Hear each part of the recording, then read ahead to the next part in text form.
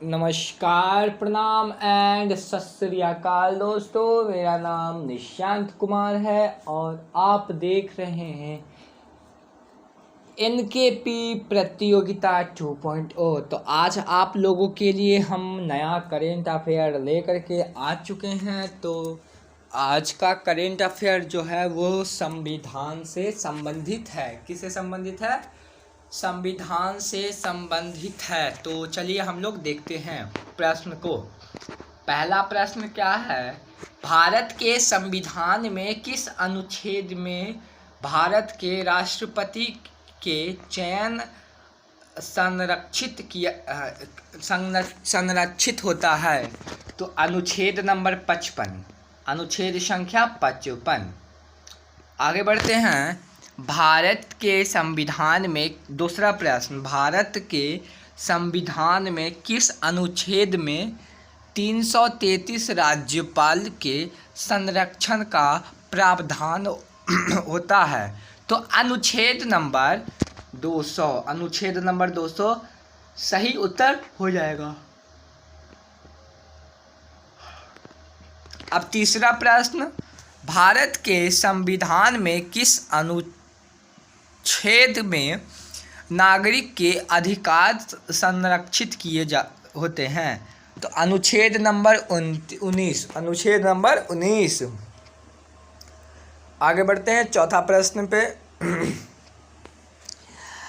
आगे अगला प्रश्न क्या है? भारत के संविधान में किस अनुच्छेद में विधानसभा के सदस्यों का चयन संरक्षित किया गया है? तो एक अनुच्छेद संख्या 170, अनुच्छेद संख्या 170। अब पांचवा प्रश्न क्या है?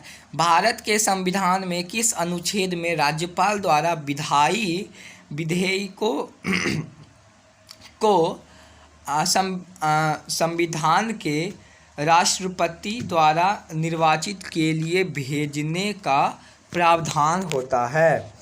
इसका सही उत्तर हो जाएगा अनुच्छेद नंबर 200। अनुच्छेद नंबर 200 में ही यह दिया हुआ है। भारत के संविधान में किस अनुच्छेद में भारत के ब्रिटिश संसद के संरक्षण का प्रावधान होता है? अनुच्छेद नंबर 114। भारत के पहली महिला वकील कौन थी? तो जगदीशा चंद्रा बोस पहली वकील थी। भारत के स्वतंत्र आंदोलन के दौरान मोहनदास करमचंद गांधी ने किस अवधि तक अंग्रेजों को देश से बाहर जाने की मांग की? तो 1930 ईस्वी तक।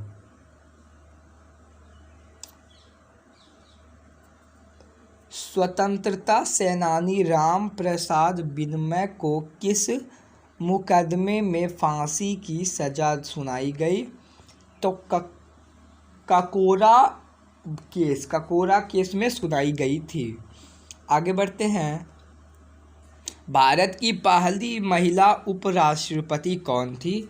तो Sarojini Naidu is the right answer. चलिए आगे बढ़ते हैं। भारतीय स्वाधीनता संग्राम के दौरान लाला लाजपत राय ने किस आंदोलन में भाग नहीं लिया था? तो खिलाफत आंदोलन में यह भाग नहीं लिए थे। आगे बढ़ते हैं। इंग्लैंड के किस प्रतिनिधि ने भारत स्वाधीनता आंदोलन को नम्रता से स्वीकार किया था? तो बेबल जो आंदोलन किया गया था उस आंदोलन को स्वीकार किया गया था अच्छे से। किस वर्ष में इंग्लैंड ने भारत को अपना गुलाम बनाया था? तो 1858 में। भारतीय संविधान सभा की पहली बैठक कब हुई थी? तो 1946 में भारतीय संविधान की पहली बैठक हुई थी। किस वर्ष में भारत में पहली बार लोकसभा चुनाव हुए थे? तो 1952 में। भारत का संविधान संपूर्ण हुआ था तो 1950 ईस्वी को संपूर्ण हो गया था। आगे आपको ना एक इंटरेस्टिंग बात बताएंगे, उस बात को ना आप लोग गौर से सुनिएगा, इस वीडियो को लास्ट तक देखिएगा, तभी आप उस बात को जान पाइएगा कि क्वेश्चन यही है कि भारतीय संविधान तो 1939 ईस्वी को लागू बन गया था, लेकिन लागू 50 में क्यों हुआ? तो इसका कारण हम बताएंगे आप लोगों को, ठीक है, लास्ट में बताएंगे, लास्ट वीडियो में इसका कारण हम बताएंगे। इस क्वेश्चन को आप लोग ध्यान से सुनिएगा। आगे बढ़ते हैं। भारत के स्वतंत्रता संग्राम में कौन सी संगठन लोकसभा की स्थापना की थी? Indian national Congress. आगे बढ़ते हैं। भारत में पहली बार किस राज्य में महिला वोट देने का अधिकार दिया गया था? तो उत्तर प्रदेश की महिला को, ठीक है ना। किस स्थान पर भारत का पहला संविधान सभा आयोजन की गई थी? तो नई Delhi is the right answer. तो भारत के स्वतंत्रता संग्राम के दौरान अंग्रेजों ने भारत के किस स्थान पर जलियांवाला बाग मार्केश्वर किया था? तो Amritsar is the right answer. Bharat के प्रथम आधुनिक संस्कृत विश्वविद्यालय और महान कवि कौन थे? तो भारतेश हरिश्चंद्र। किस भारतीय स्वतंत्रता सेनानी ने बंगाल के जलियांवाला बाग में हुए हत्याकांड के बाद अंग्रेजों से सख्ती से लड़ाई ली थी? सुभाष चंद्र बोस। किस स्वतंत्रता सेनानी ने नाम के आधार पर अपने समर्थकों को अंग्रेजों के खिलाफ बुलाया था? तो चंद्रशेखर आजाद।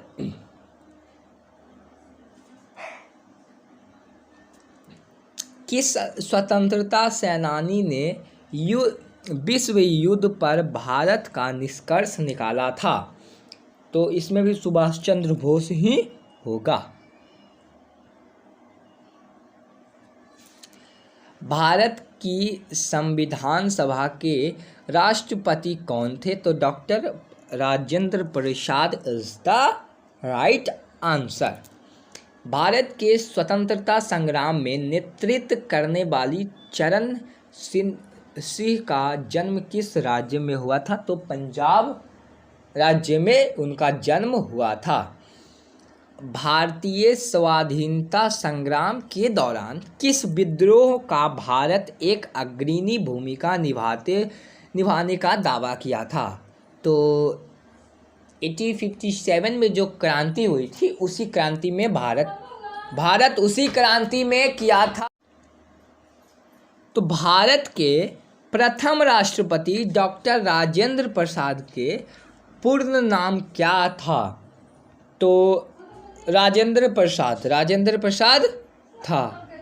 तो भारतीय स्वाधीनता संग्राम के दौरान इस संगठन ने अग्रणी भूमिका निभाई थी। Indian national Congress.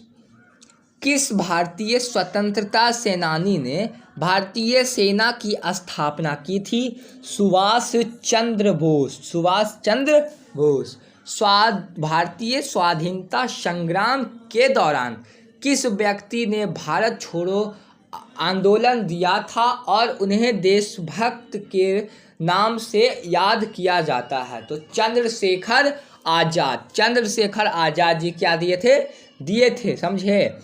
भारत का संविधान कब लागू हुआ? तो 26 जनवरी 1950 ईस्वी को लागू किया था। आगे बढ़ते हैं। भारत की स्वतंत्रता के बाद कौन कौन से राज्य पाकिस्तान के अधीन हुए? पंजाब, सिंधु घाटी, बंगाल, बलूचिस्तान। भारत के स्वतंत्रता आंदोलन का प्रथम संगठित रूप कौन था? तो 1857 की क्रांति जो हुई थी उसमें स्वरूप था। आगे बढ़ते हैं। भारत की स्वतंत्रता आंदोलन में भारतीय महिला ने किस तरह का योगदान नहीं दिया था? भारत की स्वतंत्रता आंदोलन में महिला की सक्रिय भूमिका थी। इसका उत्तर ये हो जाएगा। क्वेश्चन सुनिए, भारत की स्वतंत्रता आंदोलन में भारतीय महिला ने किस तरह का योगदान नहीं दिया था? तो उत्तर इसका है, भारत की स्वतंत्रता आंदोलन में महिला ने सक्रिय भूमिका निभाई थी। 36वां प्रश्न सुनिएगा ध्यान से। भारत के स्वतंत्रता संग्राम के दौरान किस व्यक्ति ने आज़ाद हिंद फौज की स्थापना की थी? तो सुभाष चंद्र बोस जो ही थे वही जो हैं स्थापना किए थे। ठीक है, ये सब जानना बहुत ज़रूरी है, बहुत ज़रूरी है आप लोगों के लिए, क्योंकि कंपटीशन आजकल बहुत बढ़ रहे हैं। तो भारत की आज़ादी के बाद भारतीय संविधान में किस भाषा को सर्वधारिक रूप से मान्यता दी गई थी? तो हिंदी भाषा जो है उसको मिली थी। आगे की ओर प्रस्थान करते हैं। भारत की स्वतंत्रता संग्राम के दौरान किस संगठन ने शहीदों के लिए स्वराज और शहादत का नारा दिया था? तो इंडियन नेशनल कांग्रेस। आगे की ओर प्रस्थान करते हैं। भारत के स्वतंत्रता संग्राम के दौरान किस व्यक्ति ने डंडी मार्च की शुरुआत की थी? तो मोहनदास करमचंद गांधी। भारत की स्वतंत्रता के बाद पहले राष्ट्रपति कौन थे? तो डॉक्टर राजेंद्र प्रसाद। भारत की स्वतंत्रता के बाद पहले प्रधानमंत्री कौन थे? तो जवाहरलाल नेहरू जी। भारत की स्वतंत्रता के बाद पहले महिला प्रधानमंत्री कौन थी? तो इंदिरा गांधी जी। ओके। भारत के संविधान में कुल कितने अनुसूचित जनजाति मान्यता दी गई थी? तो 22 अनुसूचित जनजाति मान्यता मिली थी।